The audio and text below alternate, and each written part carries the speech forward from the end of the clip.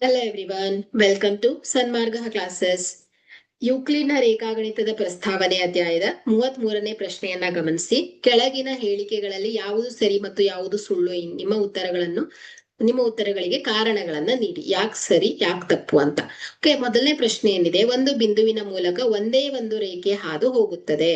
So ಈ ಒಂದು ಹೇಳಿಕೆ ಏನಾಗಿದೆ ಹೇಳಿ, ತಪ್ಪಾಗಿದೆ. ಯಾಕೆ? ಒಂದು ಬಿಂದುವಿನ ಮೂಲಕ ಹಾದು ಹೋಗುವಂತೆ ನಾವು ಅನಂತ ಸರಳ ರೇಖೆಯನ್ನ ಎಳಿಬಹುದು ಅಲ್ವಾ. ಸೊ ಒಂದ್ ಬಿಂದುವಿನ ಮೂಲಕ ನೋಡಿ, 1 2 3 4 ಇದೇ ರೀತಿ ಎಷ್ಟು ಬೇಕಾದ್ರೂ ನಾವು ಸರಳ ರೇಖೆಗಳನ್ನ ಇದರ ಮೂಲಕ ಹಾದು ಹೋಗುವಂತೆ ಎಳಿಬಹುದು.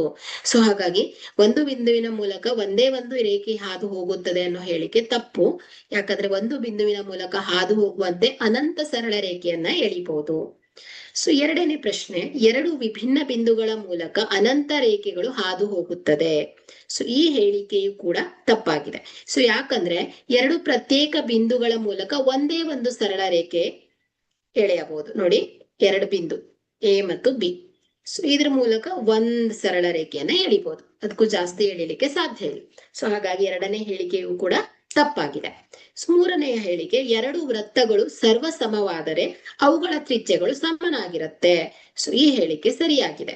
ಯಾಕಂದ್ರೆ ನೋಡಿ, 3 ಸೆಂಟಿಮೀಟರ್ ತ್ರಿಜ್ಯವನ್ನ 3 ಸೆಂಟಿಮೀಟರ್ ತ್ರಿಜ್ಯವಿರುವ ಒಂದು ವೃತ್ತವನ್ನ ತಗೊಳ್ತೇನೆ, ಇನ್ನೊಂದು 3 ಸೆಂಟಿಮೀಟರ್ ತ್ರಿಜ್ಯವಿರುವ ವೃತ್ತವನ್ನ ತಗೊಳ್ತೇನೆ. ಸೊ ಆಗ ಇದು ಎರಡು ವೃತ್ತಗಳು ಏನಾಗತ್ತೆ ಹೇಳಿ, ಸಮನಾಗಿರುತ್ತೆ. ಅಂದ್ರೆ ಒಂದ್ರ ಮೇಲೆ ಒಂದು ಇಟ್ಟಾಗ ಸಮನಾಗಿರುತ್ತೆ, ಅಂದ್ರೆ ಸರ್ವಸಮ ಅಂತ ಅರ್ಥ. ಓಕೆ, ಆಕೃತಿಯಲ್ಲೂ ಕೂಡ ಒಂದಾಗಿದೆ, ಸೊ ಗಾತ್ರದಲ್ಲೂ ಕೂಡ ಒಂದಾಗಿದೆ. ಓಕೆ, ಸೊ ಹಾಗಾಗಿ ಈ ಹೇಳಿಕೆ ಸರಿಯಾಗಿದೆ. Okay, thank you.